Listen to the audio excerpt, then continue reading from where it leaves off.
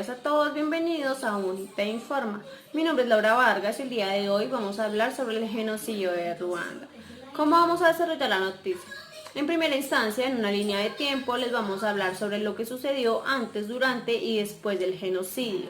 En el segundo momento, les vamos a hablar sobre cuáles fueron los actores y los detonantes involucrados. Y como tercer punto, ¿cuáles fueron los derechos humanos que se vulneraron? Ya les contamos.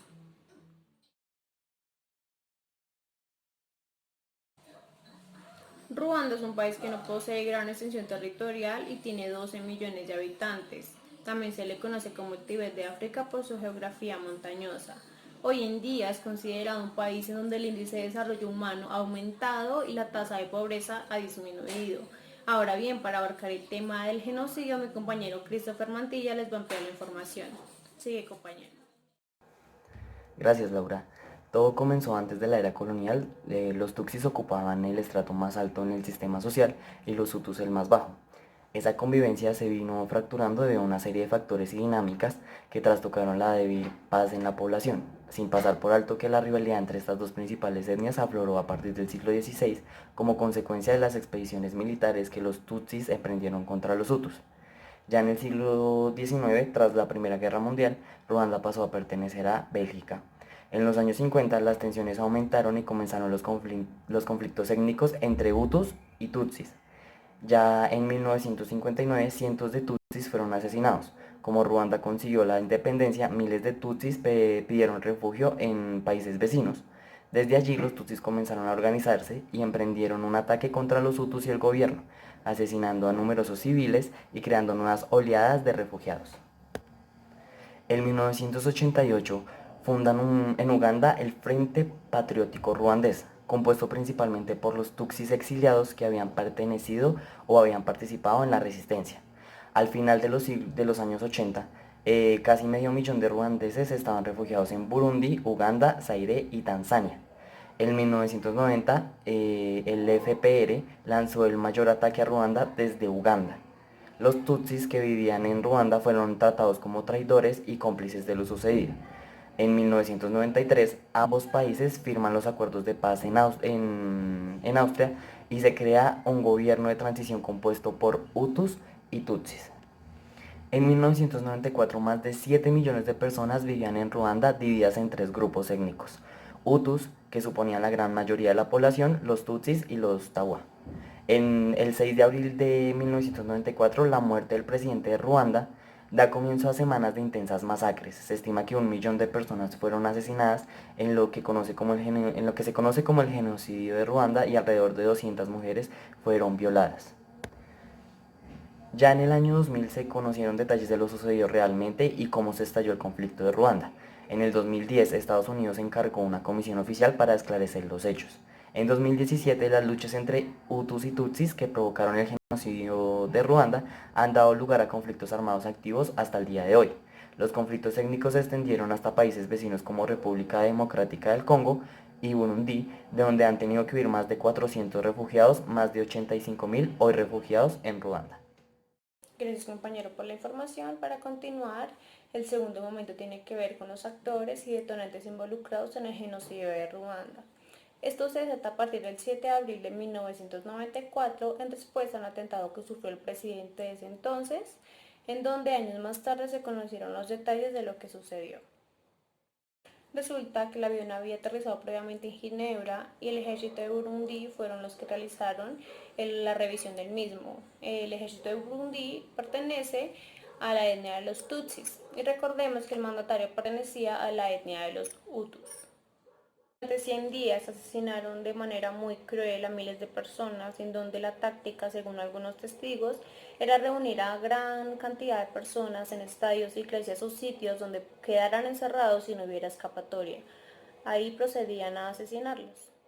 Ahora bien, esta barbarie no se dio de la noche a la mañana, sino que hay indicios en donde la ONU el 11 de enero de 1994, meses antes, habían comunicado lo que se quería lograr o lo que el gobierno de los Hutus quería lograr, que era exterminar a todos los pertenecientes a la etnia de los Tutsis.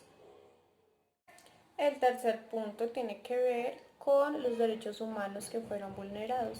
Recordemos que en realidad en el genocidio de Ruanda ninguno de los derechos fueron garantizados, ya que derecho como a la vida, derecho a la seguridad personal, el derecho al libre pensamiento, derecho a no ser torturado, derecho a la educación, derecho a la libertad de expresión, entre otros derechos que voy a mencionar por acá, no se garantizaron. La familia es el elemento natural y fundamental de la sociedad y tiene derecho a la protección de la sociedad y del Estado. Son iguales ante la ley y tienen derecho a igual protección de la ley. Derecho a la seguridad social y a la satisfacción de los derechos económicos, sociales y culturales indispensables a su dignidad. Derecho a un nivel de vida adecuado que asegure el bienestar y los servicios sociales necesarios. La maternidad y la infancia tienen derechos y cuidados especiales. Todos los niños tienen derecho a igual protección social. Derecho a la educación. La educación tendrá por objeto el pleno desarrollo de la personalidad humana y el fortalecimiento del respeto a los derechos humanos. Gracias compañera por la información. Desde 1995, el Tribunal Penal Internacional para Ruanda se ha encargado de juzgar a los principales causantes, 2 décadas después de una tragedia que la comunidad internacional no hizo lo posible por impedir. Las últimas apelaciones han reducido las penas de cárcel impuestas en 2011 contra 6 procesados. Actualmente se han llevado a cabo 61 procesos contra militares y contra personas que han pertenecido a la tribu de los Tutsi. Se formaban diversos tribunales también, en el cual eran las Gakakas, las cuales eran tribunales conformados por 7 jueces no profesionales, en donde no hubo defensores ni fiscales. Las víctimas acusaban a los victimarios y la audiencia era el pueblo, era quien respaldaba o no la versión de quien acusaba, eran los testigos.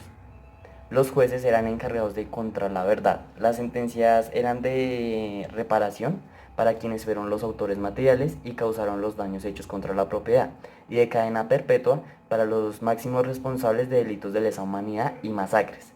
De 1 millón de procesos, el 15% se indultó, el 60% pagó cárcel de menos de 1 década para la reparación y el 25% fue condenado a cadena perpetua. Hubo una supuesta reconciliación entre las etnias a través de esta jurisdicción. Dentro de estas gakacas hubo cosas que quedaron sin conocerse. Si bien se juzgaron a los hutus, los principales victimarios, nunca se habló, por ejemplo, de los rebeldes tutsi que también asesinaron a centenares de hutus, aunque no en las mismas proporciones. Esos casos quedaron impunes. Ese fue un problema porque cuando se habla solo de un lado no es posible la reconciliación. Hoy en Ruanda no hay hutus ni tutsis. El eslogan oficial es "somos todos ruandeses". Pero la verdad es que entre ellos saben quién es quién, aunque oficialmente no se hable de etnias. En Ruanda hay una convivencia pacífica, pero no una verdadera reconciliación. Esperamos que hayan aprendido algo nuevo el día de hoy y gracias por preferir a Unite Informa. Que estén muy bien.